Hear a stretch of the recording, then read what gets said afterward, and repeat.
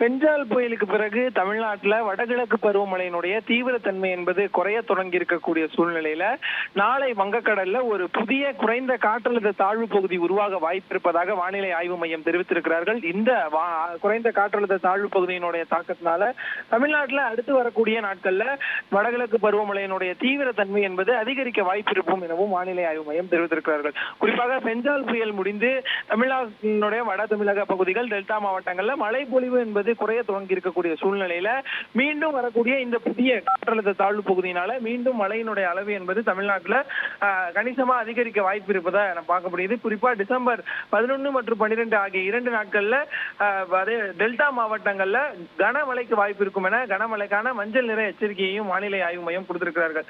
குறிப்பாக தென்மேற்கு அரபிக்கடல் மற்றும் அதை ஒட்டியிருக்கக்கூடிய தென்கிழக்கு அரபிக்கடல் பகுதிகளில் ஒரு வளிமண்டல கீழடுக்கு சுழற்சியானது நிலவுது.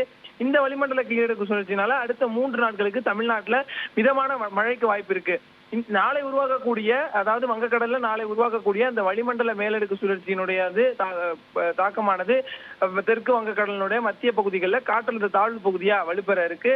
இது மேற்கு வடமேற்கு திசையில நகர்ந்து டிசம்பர் 12ஆம் தேதி வாக்குல தென்மேற்கு வங்கக்கடல் பகுதிகளிலையும் இலங்கை தமிழ்நாடு கடற்கரையை நோக்கி நகர வாய்ப்பு இருக்கும் என தெரிவித்திருக்கிறார்கள். தனியார் வானிலை ஆய்வாளர்கள் இந்த காற்றழுத்த தாழ்வு பகுதியானது புயலாக வலுப்பெற வாய்ப்பு இல்லை என தெரிவித்திருக்கிறார்கள். இந்த காற்றழுத்த தாழ்வு பகுதியினுடைய தாக்கத்தால தமிழகத்துல டிசம்பர் 11 மற்றும் 12ஆம் தேதிகள்ல கனமழைக்கான மஞ்சள் நிற எச்சரிக்கை கொடுக்கப்பட்டிருக்கிறது. டிசம்பர் 11ஆம் தேதியை பொறுத்தவரையில டெல்டா மாவட்டங்கள் மயிலாடுதுறை, நாகை, திருவாரூர், தஞ்சாவூர், புதுக்கோட்டை, ராமநாதபுரம் மாவட்டங்கள்லையும் காரைக்காலையும் கனமழை பெய்யும் எனவும், அதே போல டிசம்பர் 12ஆம் தேதி வட தமிழ்நாடான செங்கல்பட்டு, விழுப்புரம், அதே போல டெல்டா மாவட்டங்கள் தஞ்சாவூர், திருவாரூர், மயிலாடுதுறை, நாகப்பட்டினம், கடலூர், புதுக்கோட்டை, ராமநாதபுரம், புதுச்சேரி, காரைக்காலில் டிசம்பர் 12ஆம் தேதி கனமழைக்கு வாய்ப்பு இருக்கும் என தெரிவித்திருக்கிறார்கள்.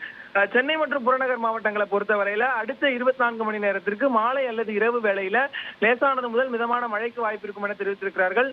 நகரனுடைய ஒரு சில பகுதிகளில் அதிகால வேளையில பனிமூட்டமானது கொஞ்சம் அதிகமாகவே காணப்படும் என வானிலை ஆய்வு மையம் தெரிவித்திருக்கிறார்கள். எனவே நாளை உருவாகக்கூடிய இந்த குறைந்த காற்றழுத்த தாழ்வு பகுதியினால தமிழகத்தில் குறைந்திருக்கக்கூடிய வடகிழக்கு பருவமழையினுடைய தீவிரத்தன்மையானது தொடர்ந்து அதிகரிக்க வாய்ப்பு இருக்கு. டிசம்பர் 11ஆம் தேதியிலிருந்து மீண்டும் தமிழ்நாட்டில் வட தமிழகம், டெல்டா மாவட்டங்கள், கடலோர மாவட்டங்கள், புதுச்சேரி, காரைக்காலில் கனமழை தொடர வாய்ப்பு இருக்கு என வானிலை ஆய்வு மையம் தெரிவித்திருக்கிறார்கள்.